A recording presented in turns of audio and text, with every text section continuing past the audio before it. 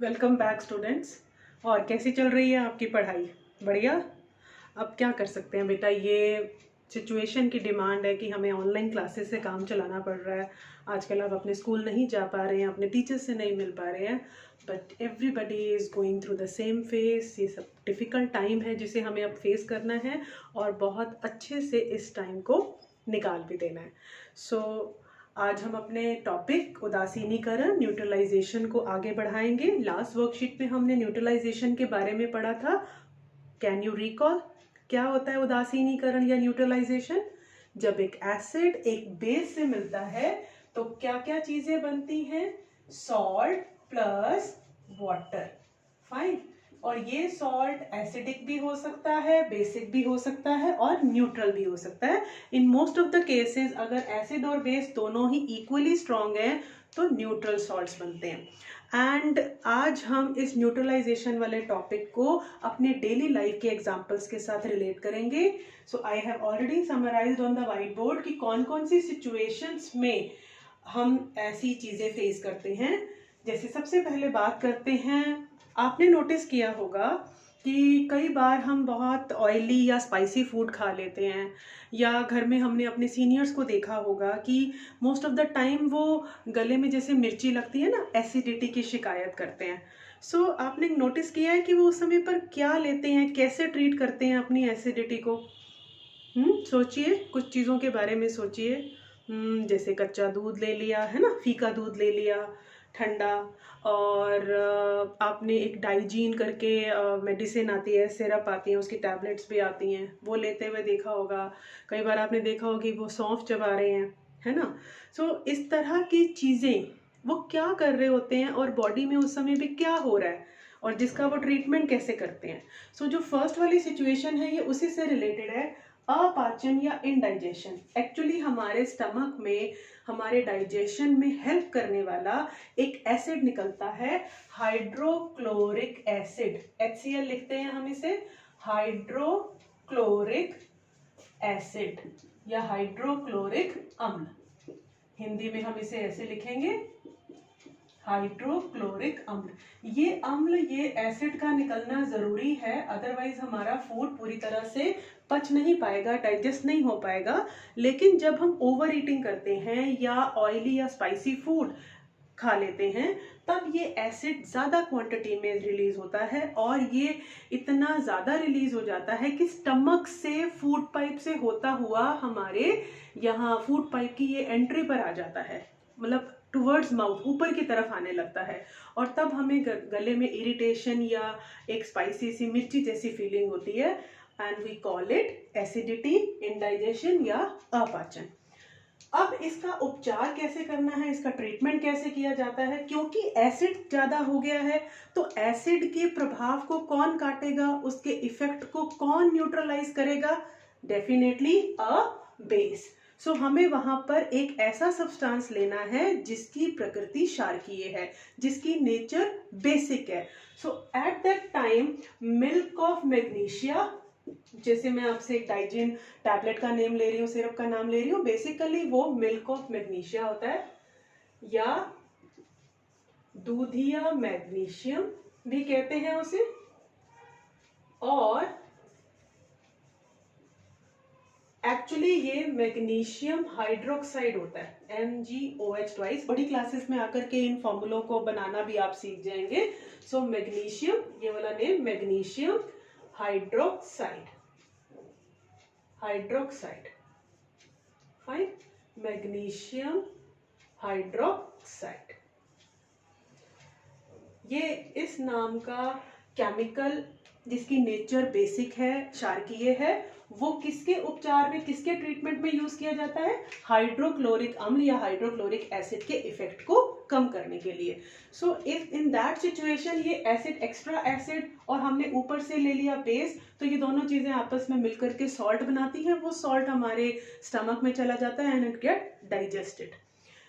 Second situation आपने देखी होगी कि कई बार हमें कोई इंसेक्ट का स्टिंग, मतलब कि डंक झेलना पड़ता है, जैसे चींटी ने डंक मार दिया या बिच्छू ने डंक मार दिया। तो इन दैट सिचुएशन क्या किया जाता है? कभी किसी के साथ ऐसा हुआ है? या किसी को देखा हो आपने, तो आपने नोटिस किया होगा कि वहाँ पर हम पेस्ट लगा देते हैं, टूथपेस्ट लगा देते हैं, या घर में अगर चूना पड़ा होता है तो हम उसको पानी में उसका सॉल्यूशन बना के, उसका मिक्सचर बना के वो पेस्ट यहाँ लगा देते हैं जहाँ पर भी डंक चींटी ने किया होता है या इंसेक्ट ने किया होता है। और दूसरी बार, कई बार आपने वहाँ पर चाबी रगड़ते हुए भी देखा होगा, जो मेटल की धातु की कीज आती हैं, चाबी आती है, उसको रगड़ते हुए देखा होगा। सो ये सब चीज़ें क्या कर रही हैं? अगेन द सेम थिंग कि चींटी के डंक में एक अम्ल होता है, फॉर्मिक अम्ल। फॉर्मिक अम्ल, या इंग्लिश में हम इसे लिखेंगे फॉर्मिक एसिड।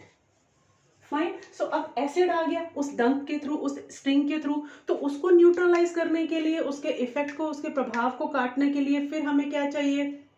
कोई क्षारकीय सब्सटेंस चाहिए, कोई बेसिक चीज चाहिए।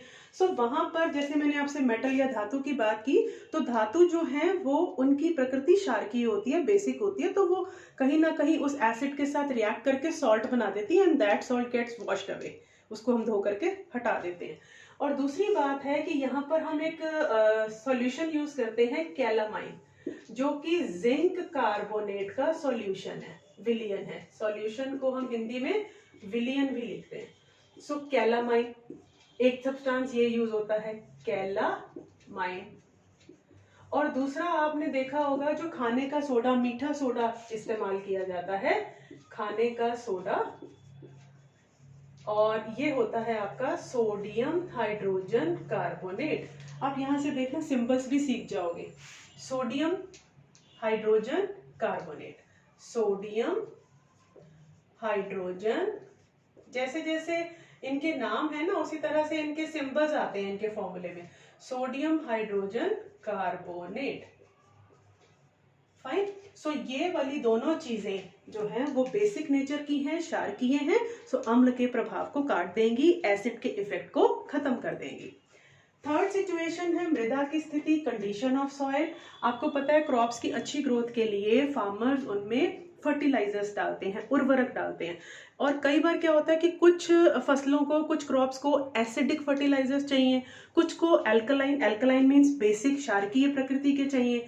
कई बार क्या होता है ये उर्वरक की क्वांटिटी ज्यादा हो जाती है, अगर अम्ल वाला उर्वरक डाला वो ज्यादा हो गया, तो क्या करना पड़ता है? जिस प्रकार का उर्वरक है, जिस प्रकार की प्रकृति का उर्वरक या फर्टिलाइजर डाला है और उसकी क्वांटिटी ज्यादा हो गई, तो उससे क्या होगा? फसलों पर बुरा प्रभाव पड़ेगा, क्रॉप्स की ग्रोथ हैम्पर होगी। सो इन दैट सिचुएशन हम उससे उल्टी चीज, अगर अम्लीय हो गया तो क्षारकीय डालना है, क्षारकीय हो गया तो अम्लीय डालना है। मीन्स अगर एसिडिक नेचर बढ़ गया है सॉइल में तो बेसिक सब्सटेंस डालना पड़ेगा, और बेसिक नेचर बढ़ गया है तो एसिडिक डालना पड़ेगा। Fine. So in that situation ज्यादातर केसेस में क्या होता है कि एसिडिक बढ़ जाता है, एसिडिक फर्टिलाइजर्स या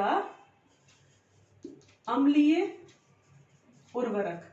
और दूसरी बात एक और है कि एसिड रेन का नाम आपने सुना होगा, अम्ल वर्षा, क्योंकि सिटीज के केस में आजकल क्या है कि पॉल्यूशन बहुत ज्यादा बढ़ गया, तो उन पॉल्यूशन की वजह से रेन में भी एसिड मिक्स हो जाते हैं और वही रेन वाटर के साथ नीचे आ जाते हैं, सॉइल को क्या बना देते हैं? एसिडिक बना देते हैं, अम्लीय बना देते हैं। अब उसके इफेक्ट को फिर न्यूट्रलाइज करने के लिए यहाँ पर हमें क्षारकीय सब्सटेंसेस डालने पड़ेंगे, बेसिक पदार्थ डालने पड़ेंगे, जिनमें इस्तेमाल किया जाता है क्विकलाइन, जिसे हिंदी में बिना बुझा चूना कहते हैं, और chemically it is calcium oxide, calcium oxide CaO। Fine. एक और चीज डाली जाती है, इसी क्विकलाइन को जब हम पानी में मिला देते हैं, इसका सॉल्यूशन बना देते हैं, तो हम उसे स्लिक्लाइन बोलते हैं, जिसे बोला जाता है बुझा हुआ चूना, और ये केमिकली कैल्शियम हाइड्रोक्साइड होता है। जब पानी मिला दोगे तो ऑक्साइड से क्या बन गया? हाइड्रोक्साइड, और इसका फॉर्मूला होता है CaOH ट्वाइस। अभी आप परेशान मत होना कि आपको ये फॉर्मूले भी लर्न करने पड़ेंगे, 7th क्लास में अभी आपको फॉर्मूले लर्न नहीं करने हैं। ये नेम्स हाँ जरूर कर सकते हो, कैल्शियम ऑक्साइड, कैल्शियम हाइड्रोक्साइड, ये आपको केमिकल नेम पता होने चाहिए, and these are the common name. Quicklime, slaked lime etcetera, calamine, मीठा सोडा, खाने का सोडा, ये सब कॉमन नेम है, सामान्य नाम है। लेकिन जो यहाँ लिखे हुए हैं साइड में, ये इनके केमिकल्स नेम है, रासायनिक नाम है। फॉर्मूले में आपको वैसे ही एक्स्ट्रा बता रही हूँ, लेकिन अभी आपके एग्जाम में फॉर्मूले नहीं आएंगे, so need not to worry कि बड़ा डिफिकल्ट लग रहा है। फाइन, तो ये दोनों चीजें जो है इनकी नेचर भी क्षारकीय होती है, बेसिक होती है। सो ये भी एसिड जो बन गया है ज्यादा सॉइल में, उसको ट्रीट करने में हेल्प करते हैं, उसके इफेक्ट को काट देते हैं। फोर्थ सिचुएशन है कारखानों से निकला वेस्ट, फैक्ट्री से निकला वेस्ट। ये ज्यादातर अम्लीय होता है, एसिडिक नेचर का होता है, और जब ये वाटर बॉडीज में, नदियों में, नहरों में चला जाता है तो वहां रहने वाले जीव जंतुओं को, वहां की लाइफ को डिस्टर्ब करता है, यहाँ तक कि उनकी डेथ भी हो सकती है। इसके बारे में भी डिटेल में आप हायर क्लासेस में पढ़ेंगे। सो अब जब फैक्ट्रियों से वेस्ट निकलता है तो नॉर्म्स बने हुए, रूल्स बने हुए हैं कि जब भी वो वेस्ट अपना डिस्पोज ऑफ करेंगे, उस कचरे का निपटारा करेंगे, फेंकेंगे, तो वो ऐसे ही नहीं फेंक सकते कि मिट्टी में या पास बहने वाली नदी में इसी तरह से फेंक दिया, उन्हें उसको ट्रीट करके फेंकना पड़ता है। सो उसी को हम बोलते हैं अपशिष्ट का उपचार या वेस्ट ट्रीटमेंट। यहाँ आपको कोई भी केमिकल का, किसी भी सब्सटेंस का पर्टिकुलर नेम नहीं दिया हुआ और ना ही आपसे पूछा जाएगा।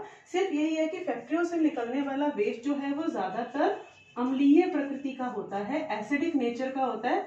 सो हमें उसको ट्रीटमेंट करना है, यानी कि उसको न्यूट्रल करके फेंकना है, ताकि वो किसी और तरह की लाइफ को, प्लांट्स को, एनिमल्स को नुकसान ना पहुंचाए। तो इन दैट सिचुएशन हम उसका ट्रीटमेंट करेंगे विद बेसिक सब्सटेंस, यानी कि क्षारकीय पदार्थों से उनका उपचार किया जाता है, उनकी नेचर को न्यूट्रल कर दिया जाता है, उदासीन कर दिया जाता है, और फिर उन्हें फेंका जाता है। सो आज जो हम बात कर रहे थे, ये जो हमने दैनिक जीवन में उदासीनीकरण पढ़ा, ये हम बात कर रहे हैं वर्कशीट 17 की, जो कि आपके हर बार की तरह डिस्क्रिप्शन बॉक्स में आपको इसका लिंक मिल जाएगा, you can refer it any time. और अब हम इसके क्वेश्चंस को डिस्कस कर लेते हैं, क्वेश्चन आंसर। फर्स्ट क्वेश्चन है, अपाचन से आप क्या समझते हैं? What do you mean by indigestion? So indigestion की डेफिनेशन है कि when the amount of hydrochloric acid increases in our stomach or increases in human body stomach, then that situation is called indigestion. जब मानव के आमाशय में hydrochloric अम्ल की मात्रा बढ़ जाती है तो उस परिस्थिति को अपाचन कहते हैं। क्वेश्चन नंबर 2 है, प्रति अम्ल क्या होते हैं, एंटा एसिड क्या होते हैं? तो ऐसे पदार्थ जो अम्लों के प्रभाव को उदासीन कर देते हैं, दो substances which neutralize the acids, जो एसिड्स के प्रभाव को काटते हैं, खत्म कर देते हैं, उसे उदासीन कर देते हैं, न्यूट्रल कर देते हैं, दो सब्सटेंसेस आर कॉल्ड एंटा एसिड। और एग्जांपल में आप मिल्क ऑफ मैग्नीशिया, दूध या मैग्नीशियम या मैग्नीशियम हाइड्रोक्साइड, कुछ भी लिख सकते हैं। क्वेश्चन नंबर 3 आपका फिल इन द ब्लैंक की फॉर्म में है। डैश एंड डैश का उपयोग चींटी के डंक के उपचार में किया जाता है। Dash and dash substances are used to treat ant sting. So पहला आएगा इसमें कैलामाइन, जो कि केमिकली उसका नाम क्या है, जिंक कार्बोनेट। मैं यहां लिख देती हूं जिंक कार्बोनेट। फाइन। और दूसरा सब्सटेंस क्या है आपका, खाने का सोडा। फाइन, जिसको हम कहते हैं सोडियम हाइड्रोजन कार्बोनेट। फॉर्मूला लिखने की जरूरत आपको नहीं है। फाइन। सो ये दो सब्सटेंसेस आपके फिल इन द ब्लैंक में आएंगे। And the last question is, आप क्षारकीय मृदा को किस प्रकार उपचारित करेंगे? How will you treat basic soil? अब यहाँ पर आपकी वर्कशीट से उल्टी सिचुएशन दे दी कि अभी तो हमने बात की थी कि सॉइल एसिडिक हो गई है, अम्लीय ज्यादा हो गई है, लेकिन अगर सॉइल बेसिक ज्यादा हो गई है, उसमें क्षारकीय उर्वरक ज्यादा डाल दिए गए हैं, तब आप क्या करेंगे? तो क्षारक के प्रभाव को कौन काटेगा? जितनी भी सिचुएशंस वर्कशीट में थी, सब में एसिड ज्यादा हो रहा था और उसके ट्रीटमेंट के लिए हम बेसिक सब्सटेंसेस यूज कर रहे थे। अब आपसे क्वेश्चन थोड़ा सा टिल्ट कर दिया गया है कि अगर बेसिक हो गई है सॉइल, किसी चीज में क्षारकीय सब्सटेंस ज्यादा हो गया है, तो हम उसे कैसे ट्रीट करें? तो एसिड के प्रभाव को कौन काट रहा था? बेस। तो बेस के प्रभाव को कौन काटेगा? Definitely acid. तो वहां पर हम कोई एसिडिक सब्सटेंस यूज करेंगे। फाइन। सो जिस टाइप का क्षारक होगा, उसी प्रकार का अम्ल होगा, एसिड होगा। और यहाँ आपको आंसर में सिर्फ इतना लिखना है कि अगर मृदा क्षारकीय है तो उसका उपचार किसी अम्लीय पदार्थ से किया जाएगा। If the soil has become basic then it will be treated by any acidic substance. Fine, किसी भी अम्लीय पदार्थ से उसका उपचार किया जाएगा। So this was all about worksheet 17। काफ़ी इजी चैप्टर है, काफ़ी इजी टॉपिक है। सो पढ़ते रहिए, समझते रहिए और अपना ख्याल रखिए अपनी सेहत का, और एंजॉय करिए, enjoy learning. Good luck, bye bye.